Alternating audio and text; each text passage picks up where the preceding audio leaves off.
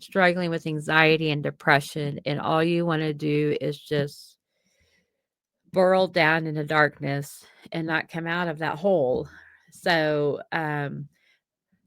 practicing gratitude is such, at first it's hard. I feel like I'm not a very grateful person. I'm thankful for things that happen to me.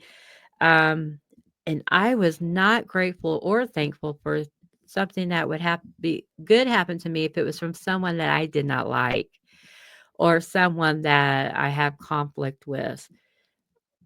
So let's not even get into that. I mean, I'm ashamed about it now, but I felt like I only wanted something good to happen from me from a list of people that I had on my good list, and they were the only ones that could be nice to me. That's so ignorant. Be grateful for the things, that happen to you that are good from the people, whether they're good or bad, or you don't even know them. Um, it it doesn't matter. Let it touch your heart. Let it warm your soul and brighten your day, no matter who it's from. So one of the things you could do in your journaling is just reflect on things that you're grateful for. Now, another thing you can do is share those thoughts with someone else, whether you know them or you don't know them. Um, just pay it forward, so to speak. So, and just share the love. You know, you found something to be grateful for, you know. So I want to find something to be grateful for. I want to share it with somebody. When I'm working with someone, if we're in the same demographic, or not demographic, but geographical area, did you see the sun shining today? It was awesome. I loved it. Oh, it's cold outside. Yeah, it's cold, but if you're in the sun will warm you up, so just share that with somebody. So now the next practice that I like to do is visualization. So when there was times when I would struggle with my train of thought, and I had to like kind of get creative and create a mental image of a peaceful and calming place. So when I was, there's times when you struggle, like maybe you're struggling on your job or you're struggling at home with something, just go find a quiet place, try to calm your mind, try not to think about anything else, and just think of a peaceful place where you can go. Some peaceful places that I feel like I love are going to the beach, laying on the hot sand, and listening to the waves crashing in the background. Yeah, there are other people there, and but that sound of the ocean just drowns them all out. It just drowns them all out, and every once in a while, you'll hear a seagull in the background, and, that to me is just such a calming atmosphere, um, and even when I'm driving someplace, and it takes about, a while to get there, just the quietness of the car and just hearing the wheels of my car on the pavement or on the asphalt driving, just that monotonous sound will just calm me down, you know. And you might have your own thing. Some people like to hear someone talking and they can relax and fall asleep, um, or they listen to a fan at night. What is your thing that is simple like that, where you could go and create a mental image of a peaceful and calming place? So those are things that create self-awareness. When you are in a place like that, every once in a while, something will come to mind, and you're like, "Oh my gosh, I shouldn't have done that. I need to work on that." It's just because you've put the blinders on and you've quieted your ears and you got all the other noise out, and your mind is able to bring to surface something that needs attention. It's really a magical thing to do. So, um, so when you create that place of peace and calm, that becomes a refuge to escape from stress or anxiety. Like I said, it calms you down. You may not be able to get there at first, but you practice it. And as you continue to practice, things will come to the surface that you did, but in the moment there was so much other chaos and noise going on that you couldn't hear it or you weren't aware of it. So that's another practice that I love to do because I feel like in the quiet of your mind or in the moment that those things will come to light. So this one I do this next exercise the least. Um, Pay attention to the five senses: your sight, hearing, smell, taste, and touch. So they want you to, what are you seeing? What are you hearing? And you call it out. What are you smelling? What are you tasting? What are you touching? So sometimes just those little tiny things, paying attention to the different senses, will bring awareness to your surroundings, and you can hone in on something that needs your direct attention. So when you focus on your surroundings, such as the colors you see, the sounds you hear, and the textures you feel, that's just another level of awareness that you can come to. And once you practice these, um, it's going to be so much easier. And sometimes you'll pick up on things or someone that may need your help, or you'll pick on something that you've forgotten about and you need to address it. So all of these different practices will help you becoming more aware of what you're doing in your for yourself, for your surrounding, and the people around you.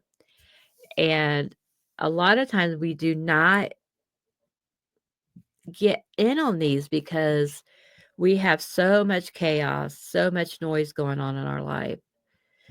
Um, Now the next one I always do because I do the 12-step challenge, or it's what you do is it's the 12-week challenges, a year in 12 weeks. I was trying to remember the name of the book. I forget the author's name. Um, if you listen to it, you might want to speed up because he's a very dry reader. So, um, so whenever I do a 12-week challenge, there's always a self-assessment at the end. How well did I do? Did I complete all of my goals? Did I learn anything from it? Was I did I become aware of something that I needed to work on for the next challenge? Um, when you do a self-assessment regularly, you become very intentional with your actions and what you're going to do. So, and these methods that we talk about, all they do is empower you. They uncover, patterns in your thoughts and behaviors. And what it does is create a deeper understanding of yourself. Um, and I so wish I had learned to do these things when I was a young adult. I think I would have saved myself and my children, my boys, such a big heartache. but I didn't. I'm just now learning these things. So that's why I'm sharing them with you because I don't want you to go 30 years, struggling as an adult like I did. Maybe it was 25 years, but anyway, um, so these things, and you may have be do some of these things and not even realize it has a name, right? I mean, we all do that, have something that someone's like, "Oh, is that what we're calling it now?"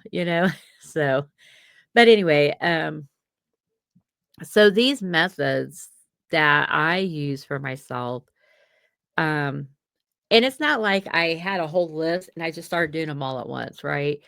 You just learn one thing and then you add on to it. Just like what is the one thing you can do to restart your life, when you've been down in the molly grips, down in the dump, down in the black hole, So, is it brushing your hair? Is it brushing your teeth? Is it picking up the phone and making an appointment with the doctor? What is it? So it's the same thing with this self-aware and these methods. What is the one thing out of this list that you're like, I can do that? I could do that easily. And then you do it.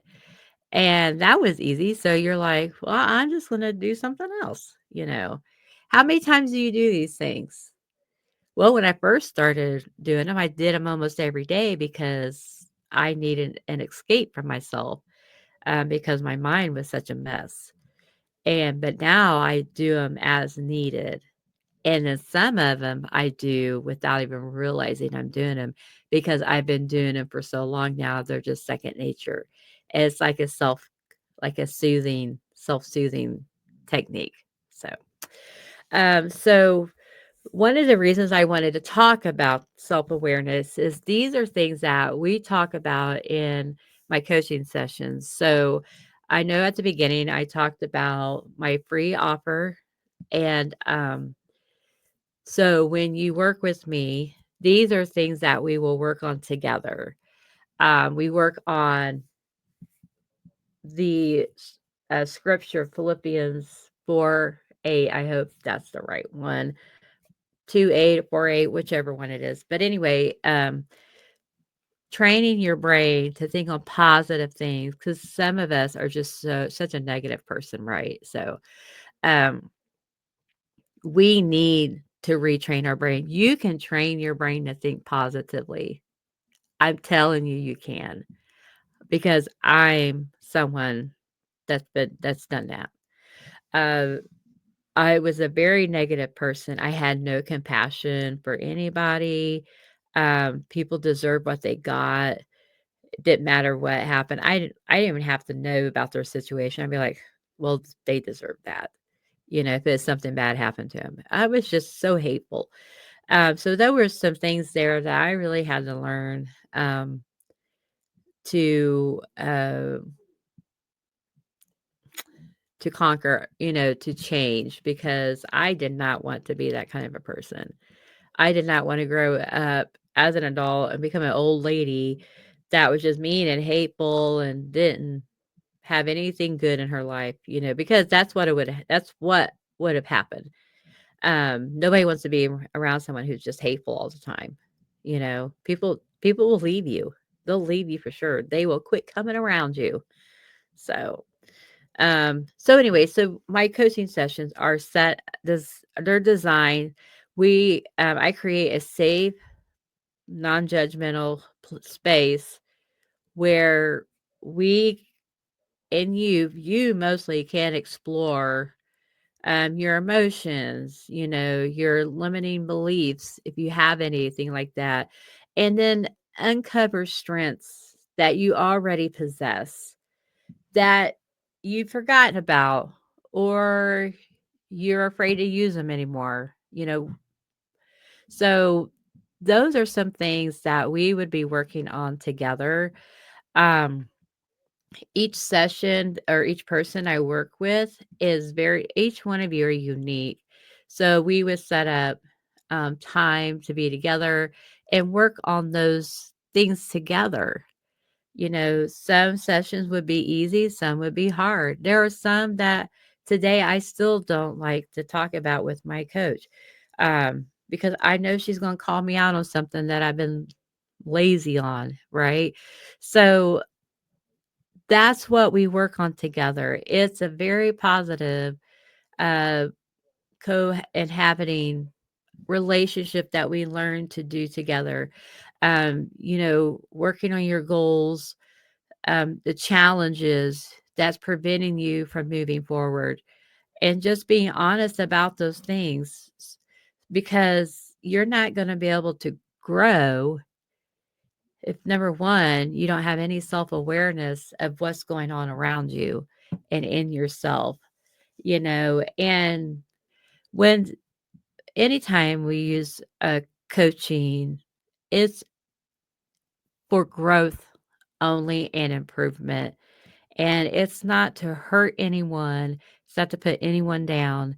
And the time that we spend together is very sacred and private. So I really hope that you got some good information out of today's session, because I'm just going to tell you, self awareness is the first step to growing as an adult, as a positive person, as a happy person, whatever it is that you're needing help with in your life. So I strongly urge you to re listen to this, write down some of these. I will have this in what my notes that I used in my show notes.